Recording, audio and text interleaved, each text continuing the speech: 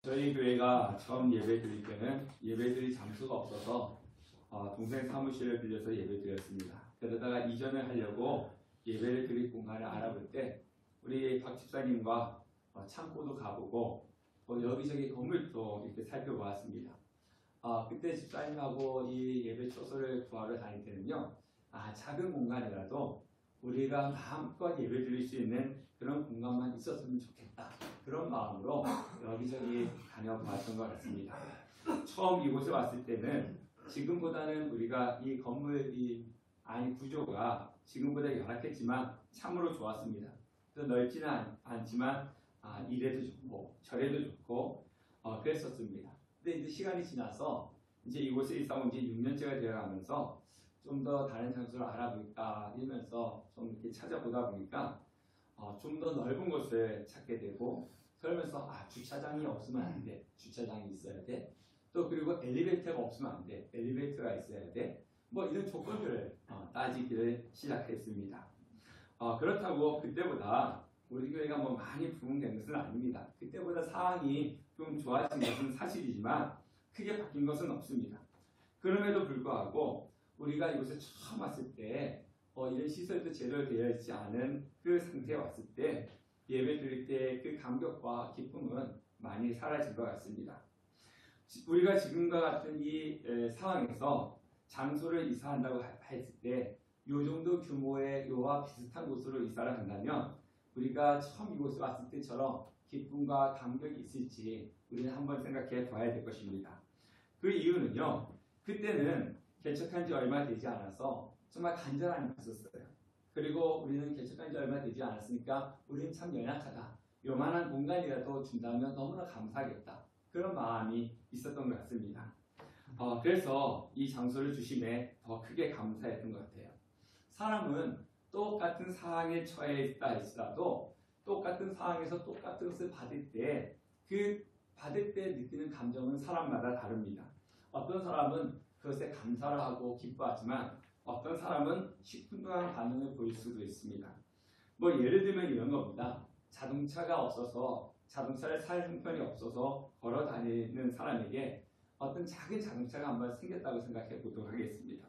그러면 어떤 사람은 내가 걸어 다니는데 차를 살 돈도 없었는데 작은 자동차가 생겼는데 뭐 이게 폐차 직전이라 할지라도 쓸어가는 조금만 차면은 가지 않을 것 같은 그런 차라도 이런 차라도 생겼으니까 너무 좋다, 감사하다, 기쁘다, 이렇게 하는 사람도 있지만, 또 반면에 어떤 사람은 차가 이게 뭐야, 이런 작은 차가 뭐야, 내가 지금 이런 작은 차, 폐차가 되기 직전에 이 차를 내가 타야 돼, 내가 걸어 다니면 걸어 다녔지 이런 차는 절대 안 타, 이런 사람도 있을 거라는 겁니다.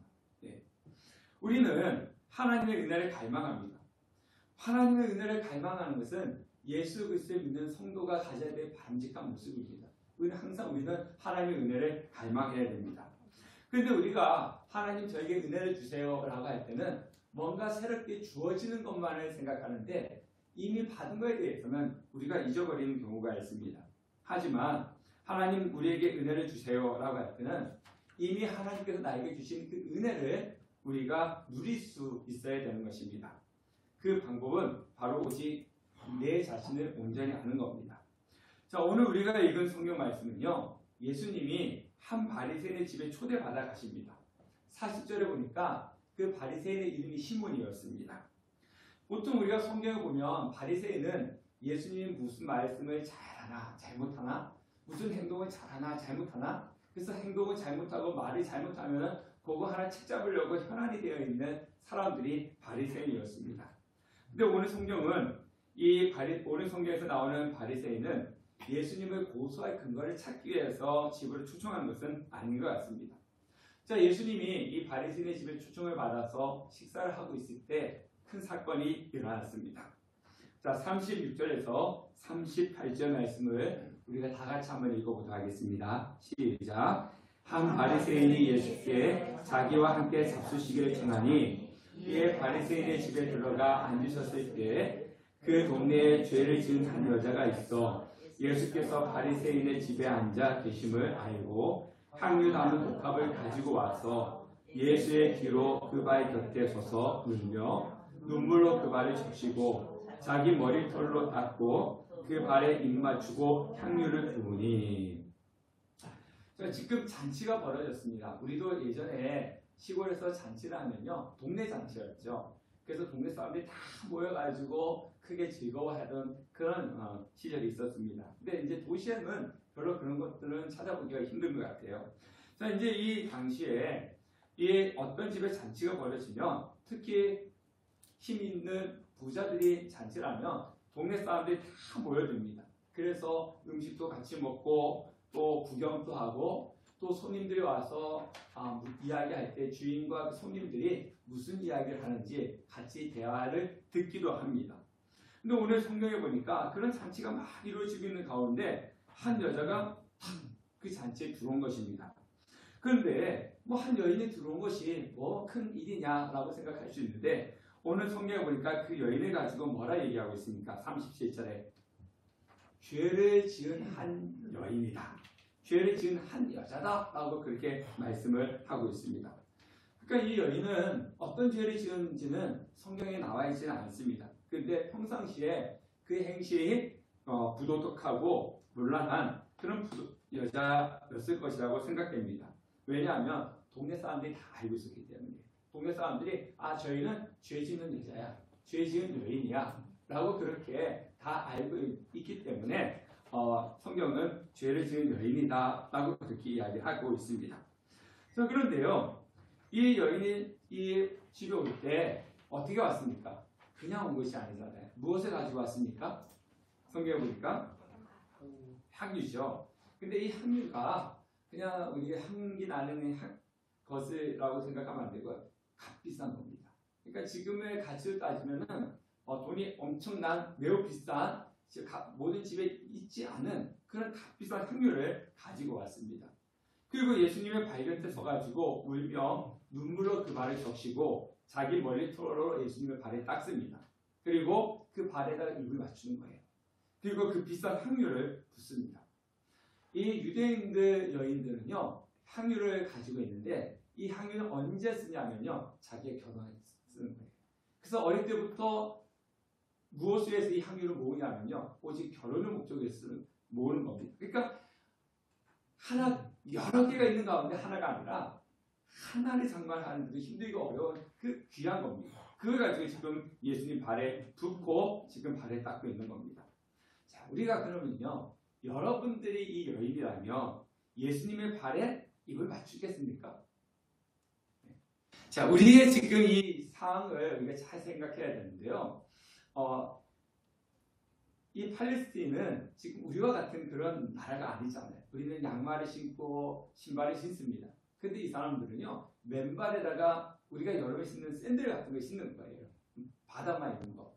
그리고 지금처럼 아스팔트 이런 곳이 아니잖아요. 그냥 흙 있는 데 다녔으니까, 예수님께서 항상 흙 있는 데 다녔으니까 이 발이 어떻게 됐겠습니까? 먼지가 가득가득 묻어 있는 거예요.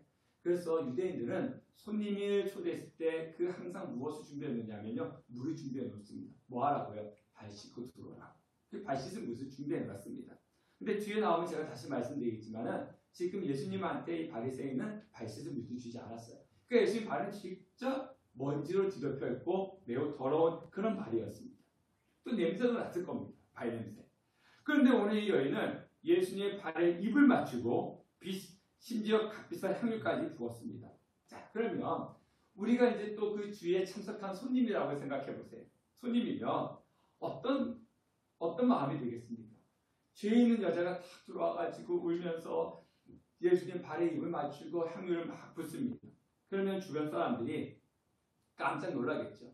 그러면서 아니, 저 여자가 어떻게 이 자리에 들어올 수 있겠어?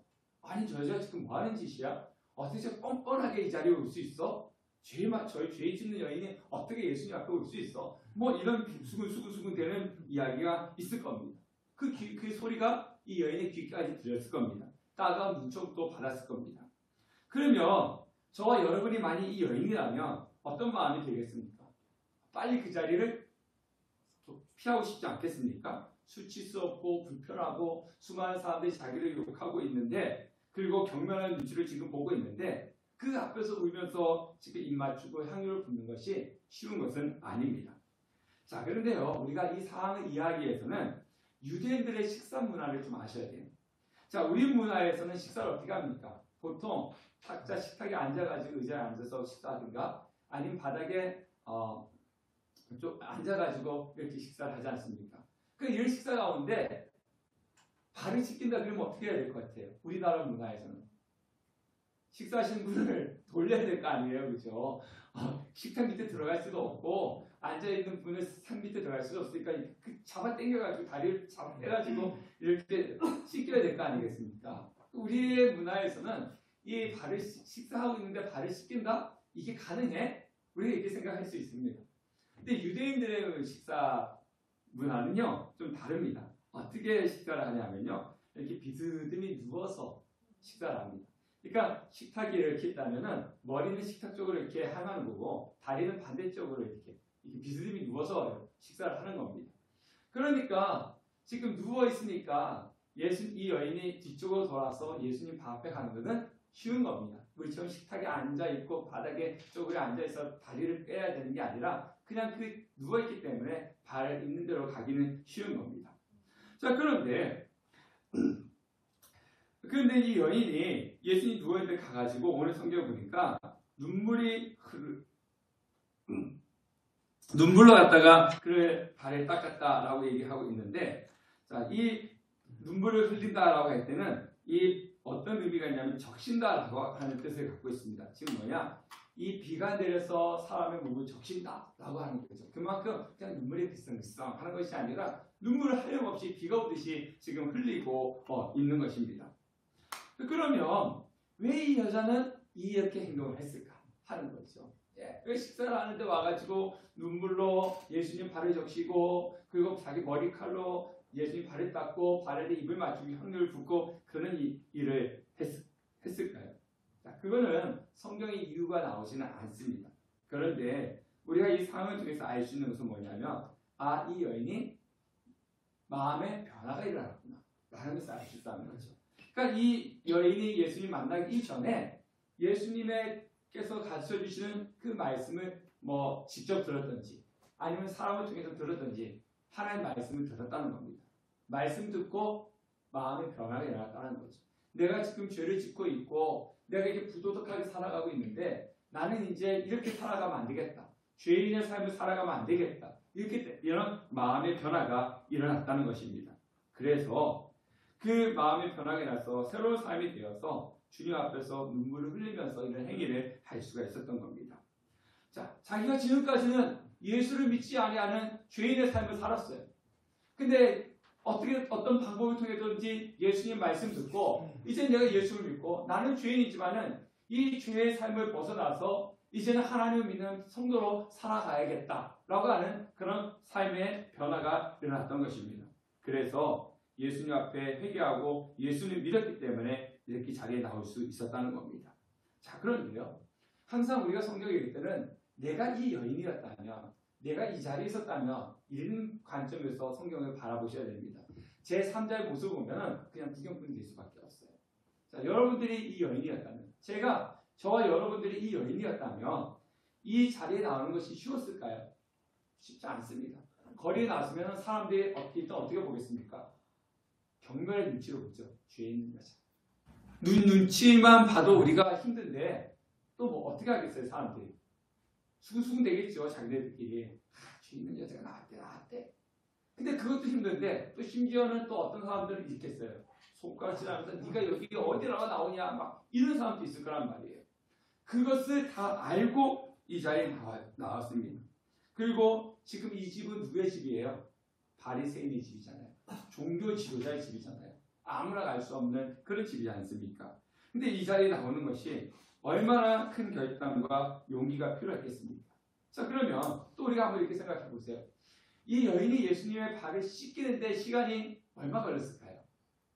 여러분들 발 씻는데 몇 분 걸리세요? 예? 몇 분이요? 1분? 자, 우리가 그냥 다시 1분이면은 그냥 물 수국지 탁 뜨면은 물이 쫙 나오잖아요. 그죠? 거기다가 비누 같은 거 이렇게 발을 쫙 해서 싹 씻고 조건이 좋잖아요. 근데 지금 여기서는 이 여인이 눈물을 흘려서 예수님 발을 적셔야 돼요. 그죠? 가자마자 눈물이 막 떨어졌겠습니까? 그죠? 눈물을 통해서 발을 드시고 또 머리털로 발을 닦고 또 그 발에다가 입을 맞추고 향유를 붓고 시간이 1분은 아닐 거예요. 그죠? 더 많은 시간이 걸렸을 것입니다. 자, 그러면 수많은 사람들부터 경멸을 받으면서 이 오랜 시간 동안 예수님의 발을 닦고 있을 때 여러분들이 그 자리에서 이 여인을 볼 때 어떤 마음이 들었겠습니까? 적어도 우리는 오늘 이 바리새인의 시몬의 모습을 보면서 우리가 알 수가 있습니다. 자, 39절 말씀을 읽어보도록 하겠습니다. 39절 시작. 예수를 청한 바리새인이 그것을 보고 마음에 이르되 이 사람이 만일 선지자라면 자기를 만지는 이 여자가 누구며 어떠한 자 곧 죄인인 줄을 알았으리라 하거늘. 자, 이 바리새인 시몬이 지금 이 상황을 보면서 마음속에 뭐라 생각하고 있는 겁니다. 뭐라고 생각하고 있습니까? 예수님에 대해서. 이 사람이 만일 선지자라면, 그죠? 이 선지자라면 이렇게 이야기합니다. 자, 이 선지자라면이라고 하는 것은요, 조건적이에요. 쉽게 이야기 드리면 이런 겁니다. 이제 우리 학생들이 그런 이야기 많이 하잖아요. 아, 내가 공부를 열심히 했다면 시험을 잘 볼 텐데. 그러면 이 사람은 시험을 잘 봤다는 거예요? 못 봤다는 거예요? 못 봤다는 거죠. 못 봤기 때문에 뭐 한다는 겁니까? 내가 공부를 열심히 했다면 시험을 잘 봤을 텐데. 이거지 않습니까? 바로 이 시몬이라고 하는 사람이 예수님 마음속에서 예수님 평가가 뭐냐면 이 사람이 선지자라면 이 여인이 어떤 여인인지 알았을 거고 이 여인이 어떤 여인인 줄 알았다면 죄 있는 여인이라고 했잖아요. 그러면 이 부정한 여인이 와서 자기를 만지면 자기도 부정해지는 것을 알 텐데 그러면 발을 씻지 못하게 할 텐데 발 씻도록 가만히 놔두었기 때문에 이 사람은 저 여인이 어떤 여인인지 몰랐다. 왜? 선지자가 아니기 때문에 이 여인이 어떤 여인인지 몰랐다. 이런 마음을 지금 바리새인 시몬이 가지고 있는 거예요. 그러니까 이 바리새인 시몬은 이 예수님을 가지고 선지자다, 선지자가 아니다? 예, 선지자가 아니다. 이제 이렇게 마음속에 판단이 내린 겁니다. 자, 40절에서 42절 말씀을 읽어보도록 하겠습니다. 시작. 예수께서 대답하여 이르시되 시몬아 내가 내게 이런 말이 있다 하시니 그가 이르되 선생님 말씀하소서. 이르시되 빚주는 사람에게 빚진 자가 둘이 있어 하나는 500데나리온을 졌고 하나는 50데나리온을 졌는데 갚을 것이 없으므로 둘 다 탕감하여 주었으니 둘 중에 누가 그를 더 사랑하겠느냐. 자, 실제로 이 예수님은 이 여인이 어떤 여인인지 알았습니다. 그리고 이 바리새인의 시몬의 마음까지도 아셨습니다. 그래서 예수님이 짧은 비유를 하나 들려주시는데 돈 빌려주는 사람이 있는데 어떤 사람에게는 500데나리온을 빌려줬고 어떤 사람은 50데나리온을 빌려줬는데 이 두 사람은 그 빚을 갚을 능력이 없어. 그래서 이 돈을 빌려준 사람이 다 탕감하여 주었다라고 하는 겁니다. 자, 여기서 한 데나리온은요 노동자가 하루 일해서 버는 품값을 이야기합니다. 그러니까 50데나리온, 그 다음에 500데나리온은 10배 차이지 않습니까? 보통 이렇게 따지면은 50데나리온은 2달치 월급, 500데나리온은 2년치 연봉입니다. 그러니까 엄청난 차이잖아요. 그죠? 엄청난 차이인데 예수님이 시몬에게 묻는 겁니다. 자, 이 두 사람이 둘 다 탕감을 받았어. 그러면 누가 더 사랑하는 자겠냐? 여기서 사랑한다라고 하는 것은 감사한 마음을 표현한다는 뜻이에요. 예. 누가 더 사랑하겠느냐? 누가 더 감사의 마음을 표하겠느냐? 이렇게 묻는 거예요. 그럼 누가 더 감사한 마음을 표하겠습니까? 네. 43절에 이 시몬이 이렇게 대답을 하죠. 내 생각에는 많이 탕감을 받은 자니이다. 그러니까 예수님이 내 판단은 옳다. 그렇지 않겠습니까? 50데나리온과 500데나리온이 빚졌는데 탕감을 받을 때 누가 더 감사하겠습니까? 당연히 500데나리온 빚진 것을 탕감받는 사람이 더 감사한 마음을 갖는 것은 당연한 것입니다. 자, 그런데요. 예수님께서 이 비유를 드신 그 핵심은 무엇이냐면 사람마다 죄를 짓는 것이 양이 다르다. 아니면 어떤 사람은 무거운 짐을 짓고 어떤 사람은 가벼운 죄를 지었다. 그것을 말씀하는 것이 아닙니다. 이 비유는 모든 사람이 다 빚진 자라는 거예요. 예, 두 사람이 빚을 졌지 않습니까? 500데나리온, 50데나리온 빚을 진 것처럼 모든 사람이 다 죄를 가지고 있다라고 하는 것입니다. 그런데 이 500데나리온을 빚졌느냐 50데나리온을 빚졌느냐 그것이 중요한 것이 아니라 이 사람들이 자신들이 빚을 진 것을 스스로 갚을 능력이 있다 없다?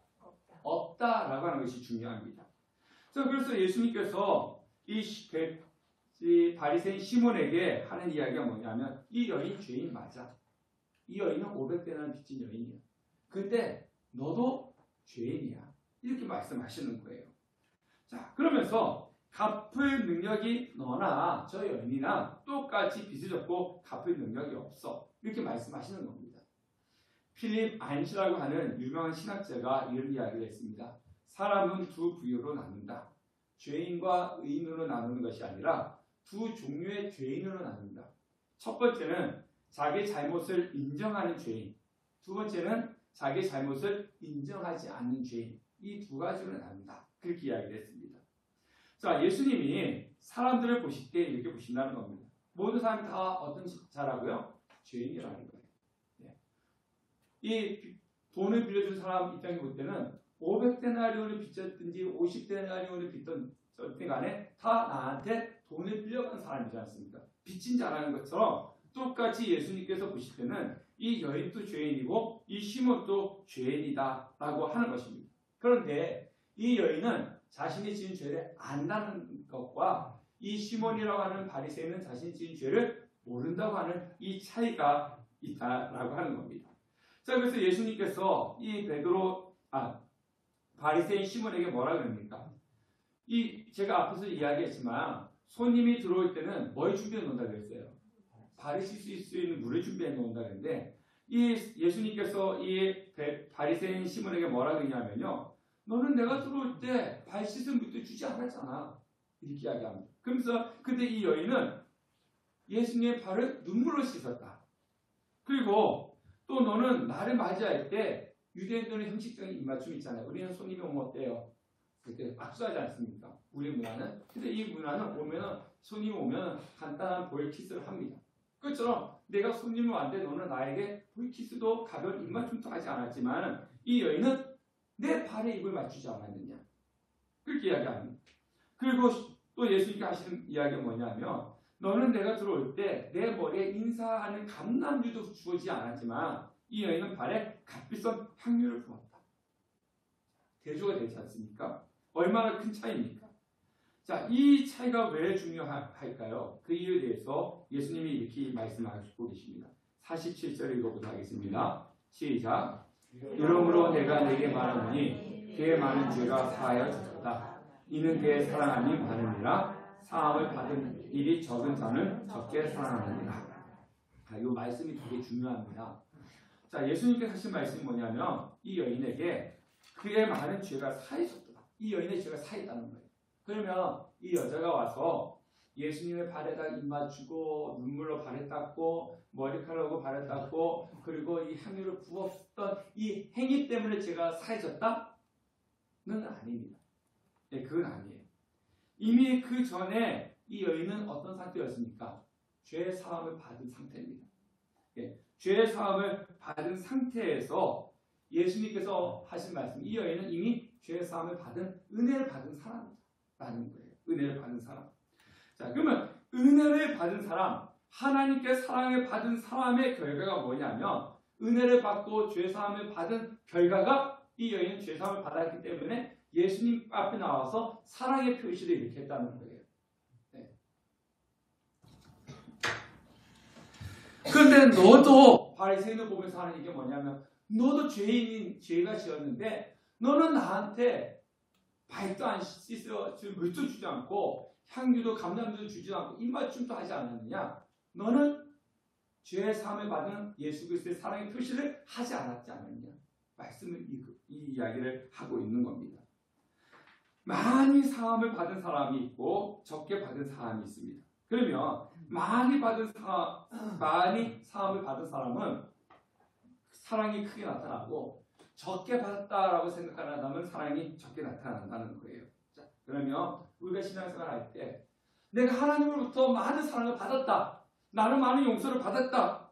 이렇게 생각하는 것이 큰 사람일수록 어떻다는 겁니까? 하나님 앞에 나와서 하나님을 섬기는 것이 크다는 겁니다. 하나님 앞에 보여주는 예수 그리스도에게 보여주는 사랑이 크다는 거예요. 근데 내가 적게 받았다. 내가 하나님의 은혜를 적게 받았다. 이렇게 살아가고 신앙생활하는 사람들은 교회 신앙생활을 적당히 한다는 겁니다. 이 정도만 하면 됐지. 내가 이 정도만 하면 됐지. 이런다는 거예요. 그러니까 이 두 사람 속에서 누가 더 큰 죄상을 받았다고 느끼는 겁니까? 여인입니다.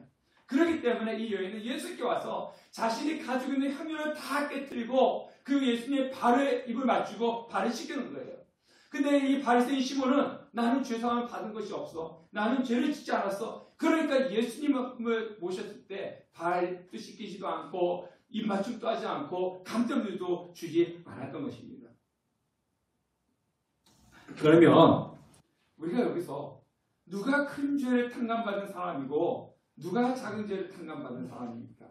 우리가 큰 죄, 작은 죄 이야기할 때 사람을 죽인 것은 큰 죄고 물건 훔친 것은 작은 죄고 우리의 이 땅의 도덕적인 법은 그렇습니다. 맞죠? 사람을 죽인 거하고 물건 훔친 거하고 어떻게 죄 경중이 똑같을 수가 있겠습니까? 사람을 죽인 사람이 죄가 크고 물건 훔친 사람이 죄가 작습니다. 자, 그런데요, 이거는요 객관적인 거잖아요.